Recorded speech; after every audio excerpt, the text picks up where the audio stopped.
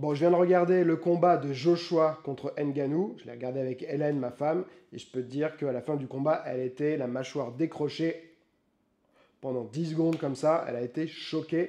Et je t'avoue que moi aussi, j'ai été un peu choqué. Donc, je vais t'expliquer ce qui s'est passé. Je vais te donner un petit peu des points techniques. Je pense qu'ils peuvent expliquer aussi ce qui s'est passé. Alors, juste un petit disclaimer avant de commencer.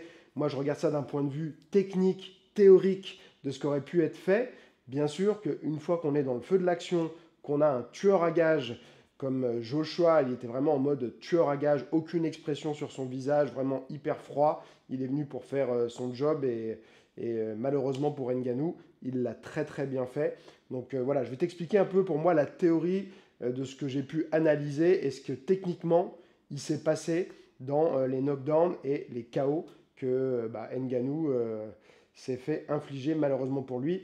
Moi, on va dire que j'étais plutôt de cœur pour Ngannou. J'ai envoyé un email hier pour le Padawan Club où c'est ce que j'expliquais. Je disais, voilà, mon cœur, il est plutôt vers Ngannou, mais ma raison, elle me dit que c'est Joshua qui va gagner. Pourquoi? Parce que je pense que contre Tyson Fury, Ngannou, il a bénéficié un peu de l'effet de surprise.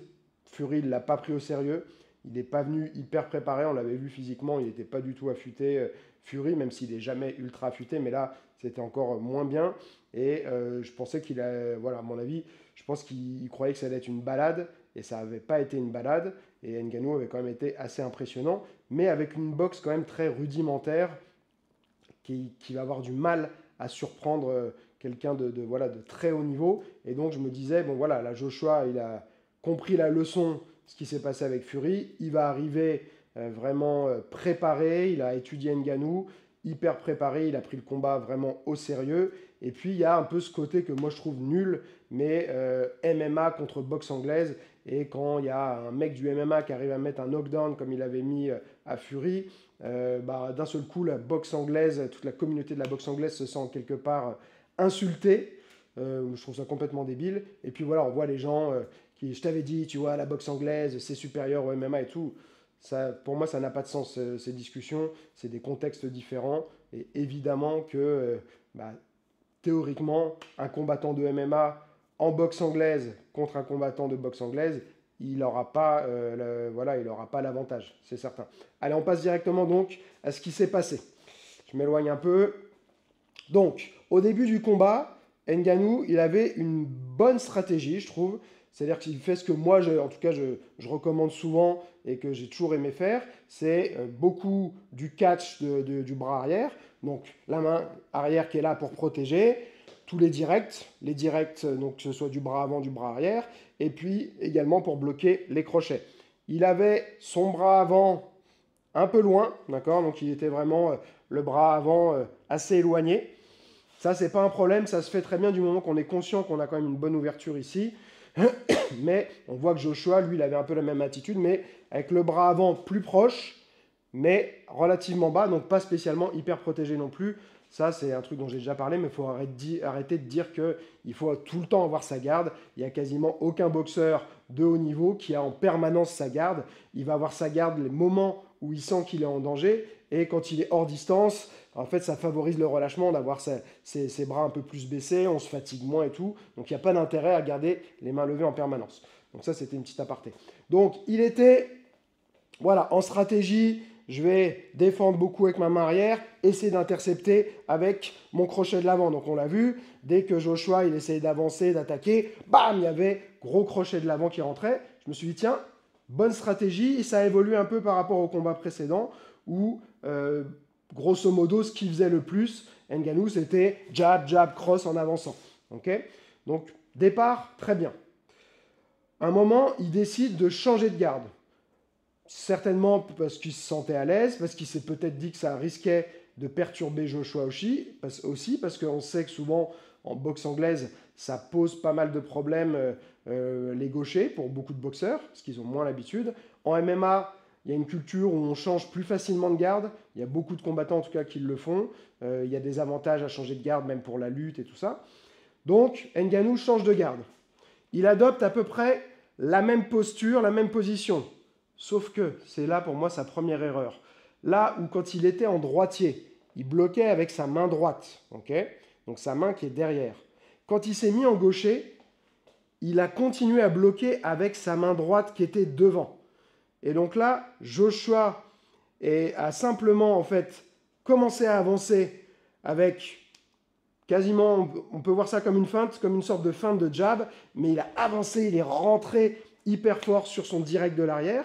Et l'erreur de Ngannou là-dessus, c'est qu'il a voulu chasser, il a chassé le jab avec son bras avant comme ça. Son bras arrière, il n'était pas prêt, on va dire, il n'était pas en mode je vais utiliser mon bras arrière, tu vois. Et donc il a chassé, ce qui a fait une grosse ouverture, et le cross est arrivé, bam, de plein fouet.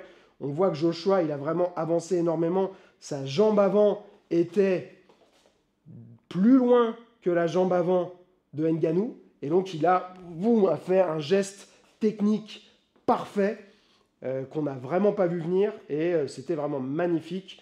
Malheureusement pour Ngannou, il est tombé sur les fesses. Knockdown. Il arrive à se relever. Il encaisse. Il est solide. Okay, je pense qu'il a compris la leçon à ce moment-là. Il se dit peut-être que finalement, engaucher, c'est pas une bonne idée. Il arrive à survivre à la fin du round. Arrive le deuxième round. Qu'est-ce qui se passe dans le deuxième round? Même stratégie de Ngannou, il reprend sa stratégie de départ. Et là, en fait, il fait ce qu'il avait fait un peu avec Tyson Fury, c'est qu'il avance, jab, jab, cross. Okay, là où Tyson Fury a un style à être plus dans la mobilité, esquiver, puis contrer ensuite, Joshua, il a décidé de se camper sur ses appuis. Il a eu une gestion de la distance hallucinante.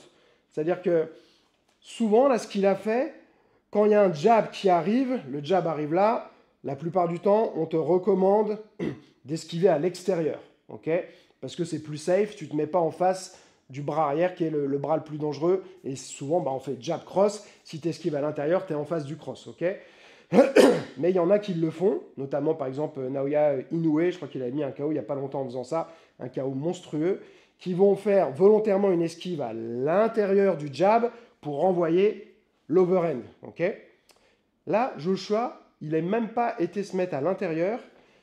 J'ai l'impression qu'il a fait un très léger retrait, mais on voit que le jab de Ngannou vient lui chatouiller ou le nez ou un peu le côté du visage. Donc il touche, mais il touche vraiment en bout de course. Et à peine il a touché, wham, il envoie l'overhand violemment d'une violence. Franchement, c'était hallucinant. Et donc, Ngannou, il avait fait son premier jab. Il était en train de ramener pour en envoyer un deuxième. Et bam, il s'est empalé dessus. Boum, il tombe une nouvelle fois sur le cul. Il arrive à se relever. Alors là, à ce stade-là, qu'est-ce qu'il aurait pu faire pour éviter ça? Il n'a pas fait d'erreur fondamentale. Pour moi, on va dire, techniquement, ce qu'il aurait pu faire de mieux, c'est moins engager sa tête. Tiens, en avançant dans son jab, au lieu de faire ça, ici, plus faire ça, et peut-être désaxer un peu sa tête, boum, ici, plutôt que d'avancer droit comme ça, avec la tête qui avance beaucoup. On peut avancer sa jambe, déplier son bras, mais ne pas aller avancer la tête autant que ça. D'accord? Peut-être que ça aurait pu le sauver. Ce qu'il aurait pu faire d'autre aussi, mais c'est un pari, c'est de faire son jab, mais avec sa main arrière en protection. Mais ça veut dire que si Joshua avait envoyé un crochet, il aurait pu se prendre le crochet. Donc, il n'y a pas de scénario parfait. De toute façon, on le sait, en boxe, quand on attaque, on prend un risque. On prend un risque de se faire contrer et donc de se faire mettre KO.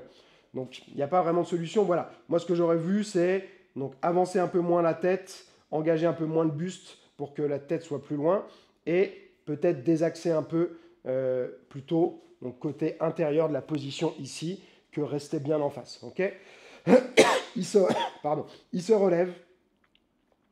Là, clairement, il est là, mais il n'est plus trop là. C'est-à-dire qu'il se remet en position et tout, mais on sait qu'après déjà 2 knockdowns comme ça, dont le deuxième qui était vraiment, franchement, violent chez violent, ta réactivité, ta lucidité et tout, elles sont plus là pendant un certain temps.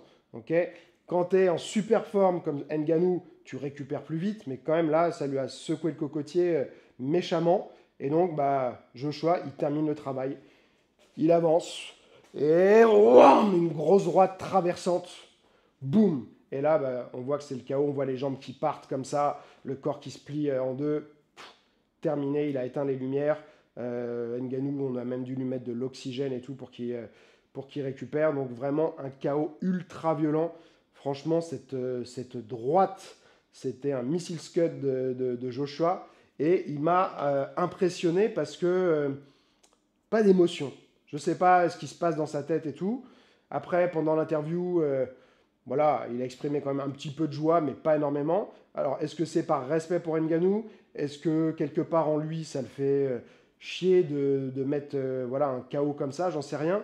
Mais il y a quand même souvent, si tu veux, on voit beaucoup de combattants, ils gagnent, ils sont contents et ils vont pas faire la fête pendant, tu vois, 2 minutes parce que pour le respect de l'adversaire. Mais il y a quand même un élan de joie, puis ils reviennent, tu vois. Là, il n'y a rien eu.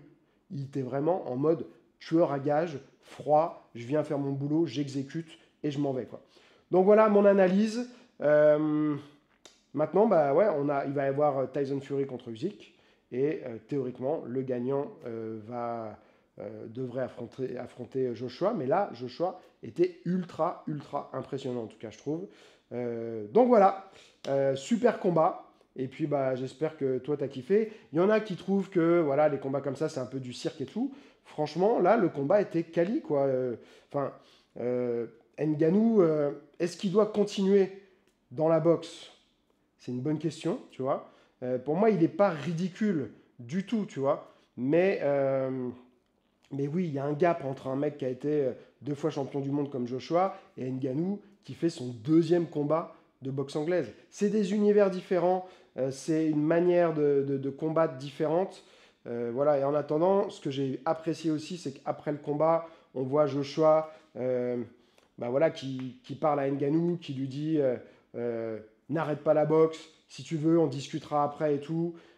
Qui parle à je sais pas qui dit de toute façon, je vais faire des donations pour sa fondation et tout. Voilà, on reste en contact et si tu as besoin que je t'aide, je suis là et tout. Donc, franchement, Joshua, j'ai vraiment trouvé qu'il était super classe sur ce combat et magnifique. Donc voilà, bah, mets-moi en commentaire, toi, si tu as vu la même chose que moi, si tu as eu le même feeling. Et puis voilà, en tout cas, c'est un combat qui m'a fait plaisir.